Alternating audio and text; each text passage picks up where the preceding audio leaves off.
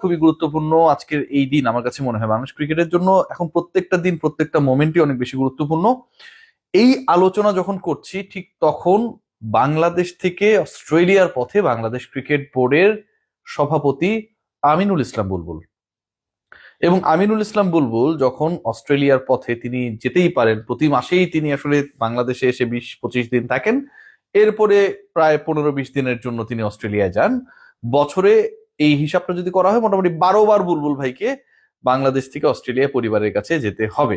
যাই হোক, সেটা তার ব্যাপার, বাংলাদেশ ক্রিকেট বোর্ডের ব্যাপার, এটা নিয়ে আমার মাথা ঘামানোর বা নাক গলানোর কোনো কারণ নেই। কিন্তু এবারের যাওয়াটা একটু ডিফারেন্ট, আপনাদের সাথে শেয়ার করছি কারণ এই ঘটনাটা নিয়ে হয়তো আপনারা অনেকগুলো রিপোর্টস হয়েছে টেলিভিশনে, অনলাইনে, প্রিন্টে। এবং ঘটনা আসলে কি ঘটতে যাচ্ছে, বাংলাদেশ ক্রিকেট বোর্ডে আমিনুল ইসলাম বুলবুল যে অধ্যায় অক্টোবরের 6 তারিখে শুরু হয়েছিল নতুন করে নির্বাচিত প্রেসিডেন্ট হিসেবে, সেই অধ্যায়টি কি নভেম্বর, ডিসেম্বর, জানুয়ারি, মানে মাত্র 3.5 মাসের মধ্যে শেষ হবার পথে কি না? Why I am saying like this? এভাবে বলার কারণটা হচ্ছে আমিনুল ইসলাম বুলবুল এবার যখন অস্ট্রেলিয়ায় যাচ্ছেন তার টিকিট, তিনি যেই টিকিটটা করেছেন সেটা ওয়ান ওয়ে টিকিট। আপনি যখন কোনো একটা দেশে ভ্রমণ করবেন এবং সার্টেনলি আপনি জানবেন যে ওই দেশ ভ্রমণের পরে আপনি আবার আপনার দেশে আপনার যেটা বেস ক্যাম্প অথবা আপনার যেটা কর্মস্থল সেখানটায় ব্যাক করবেন, you have to have the return ticket, right? এভাবেই আসলে মানুষ টিকিট কাটে। ওয়ান ওয়ে টিকিট তখনই কাটা হয় যখন একজন মানুষ কোনো একটা ডেস্টিনেশনে গিয়ে ফিরবেন না, অথবা তিনি শিওর না, আনসার্টেন, অনিশ্চিত যে তিনি নাও ফিরতে পারেন, তখনই আপনি ওয়ান ওয়ে টিকিটটা করবেন। বাংলাদেশ ক্রিকেট বোর্ডের নির্বাচিত পরিচালক এবং পরবর্তী সময়ে নির্বাচিত সভাপতি হিসেবে আমিনুল ইসলাম বুলবুলের মেয়াদ রয়েছে আরো প্রায় 3 বছর 8.5 মাস। এই 3 বছর 8.5 মাস যিনি বাংলাদেশে বসে বাংলাদেশ ক্রিকেট বোর্ডের প্রধান প্রশাসক হিসেবে দায়িত্ব পালন করবেন, সেই তিনি বাংলাদেশ থেকে যখন পরিবারকে সময় দিতে অস্ট্রেলিয়ায় গেলেন, আজ বাংলাদেশে তিনি ফিরবেন কি ফিরবেন না সেই টিকিটটা তিনি করেন নাই। আপনারা বলতে পারেন যে করে নাই, তার ডেট নিয়ে ঝামেলা রয়েছে, তিনি কোনো পরিকল্পনায় রয়েছেন, হয়তো তার আরো কিছু কাজ রয়েছে, কবে শেষ হবে জানতে নাও পারতে পারেন। This are bogus issue. কারণ আপনি যখন আপনার রিটার্ন টিকিট করবেন, ফেরার টিকিটটা আপনি চাইলে এটাকে চেঞ্জ করতে পারেন, আগাতে পারেন, পেছাতে পারেন। কিন্তু আপনি যদি লাস্ট মোমেন্টে টিকিট করেন যে আমি ঠিক আছে আমি ওয়ান ওয়ে টিকিট করেছি, ফেরার সময় আমি যেদিন ফিরবো 2 দিন আগে টিকিট কাটবো, তখন আপনি নর্মালি যে টিকিট কাটবেন, মানে আমি আমার এক্সপিরিয়েন্স থেকে শেয়ার করছি ব্যাপারগুলো বোঝার জন্য, সেটার প্রাইসটা প্রায় দ্বিগুণ হয়ে যাবে, রিয়েলি। সো আমিনুল ইসলাম বুলবুল পুরো পৃথিবী ঘোরেন, আইসিসির কর্তা হিসেবে তিনি পুরো দুনিয়ায় ক্রিকেট ছড়াতে কাজ করেছেন, বাংলাদেশে এসে তিনি সভাপতির দায়িত্ব নিয়েছেন, পরবর্তীতে নির্বাচিত হয়েছেন, সেই তিনি হুট করে অস্ট্রেলিয়ায় যখন যাবার সিদ্ধান্ত নিলেন, আজ রাতে যখন সেই ফ্লাইটে তিনি চেপে বসলেন, তখন তিনি বাংলাদেশে ফিরবেন কি ফিরবেন না, বাংলাদেশে আদৌ তিনি ফিরবেন কিনা, সেই ব্যাপারে কোনো নিশ্চয়তা দিয়ে গেলেন না। এবং এটা আমার কাছে মনে হয় আপনারা যারা হাহারিয়েক দিচ্ছেন, আমার কথা শুনে হয়তো নানা ধরনের কমেন্টস করছেন, নেগেটিভিটি ছড়াচ্ছেন, সবার জন্য গুরুত্বপূর্ণ যে বুলবুল ভাই এটা কেন করলেন। আমি পক্ষে বিপক্ষে আলোচনা করছি না।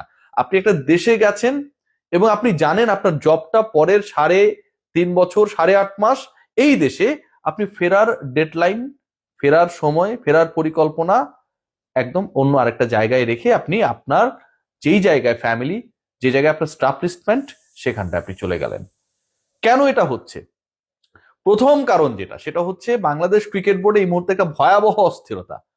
বাংলাদেশে ক্রিকেট বোর্ডের বুলবুল ভাই যতটুকু কথা বলেন, তার থেকে অন্য পরিচালকরা অন্তত কথা বলায় সবাই যেন এক একজন সভাপতিতে পরিণত হয়েছেন, যেটা খুবই বেশি insulting for the current president Aminul Islam Bulbul.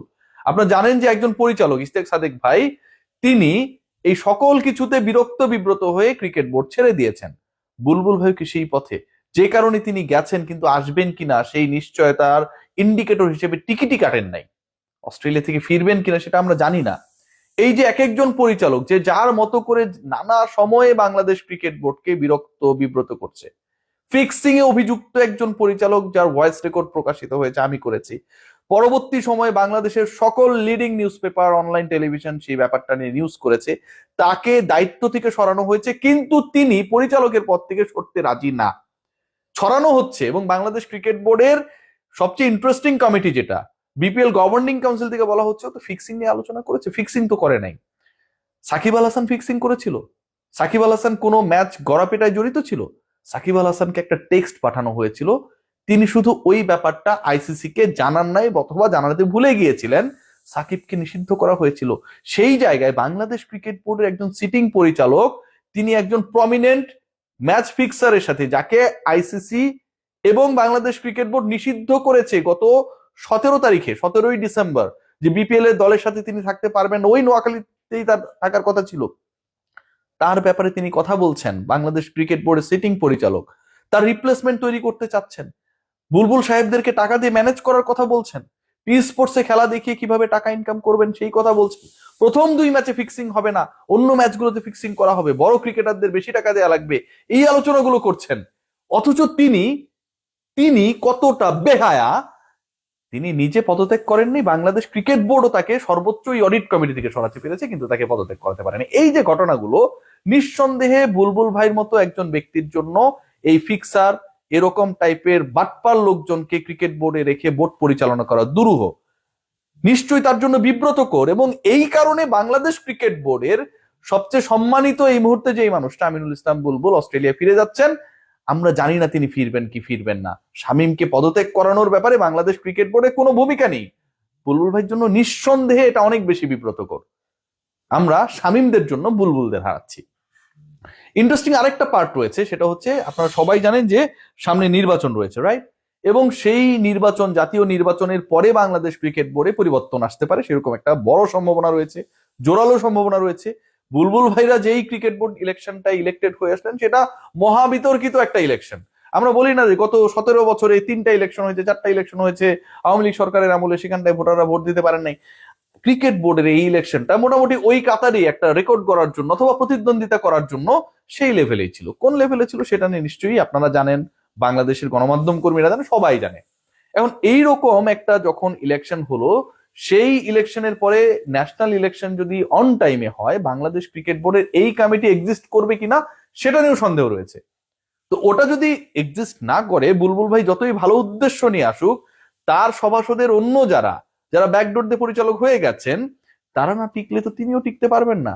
So তিনি যদি টিকতে না পারেন, বাংলাদেশে ব্যাক করার পর তিনি কি আরেকবার তার ঘটিবাটি নিয়ে অস্ট্রেলিয়ার উদ্দেশ্যে রওনা দিবেন, উড়াল করবেন যে ঠিক আছে আমি বিসিবির পরিচালক থাকতে পারছি না, টাটা বাই বাই, আমরা সবাই গিয়ে শাহজালাল আন্তর্জাতিক বিমানবন্দরে তাকে শুভেচ্ছা জানালাম, আমরা তাকে অভ্যর্থনা জানিয়ে বিদায় দিয়ে দিলাম যে ঠিক আছে ভাই আপনি যান, অনেক ভালো কাজ করেছেন? এটা তো ভাই সম্ভব না। সো বুলবুল ভাই যেই ডিসিশনটাই নিয়েছেন না কেন, বাংলাদেশে তার ফিরে আসার চান্সেস ভ্যারি লো।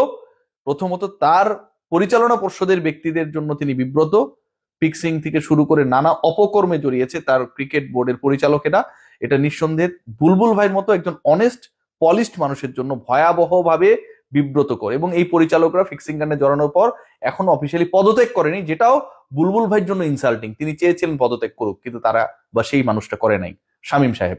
এবং একই সাথে আগামী যে নির্বাচনটা আসছে, সেই নির্বাচনও বুলবুল ভাইকে সেই কনফিডেন্স দিচ্ছে না যে তিনি ফিরে আসার পরও বাংলাদেশ ক্রিকেট বোর্ডে তিনি যে দায়িত্বে রয়েছেন সেই দায়িত্বে থাকতে পারবেন। সবাই ভালো থাকবেন, টেক গ্রেট কেয়ার।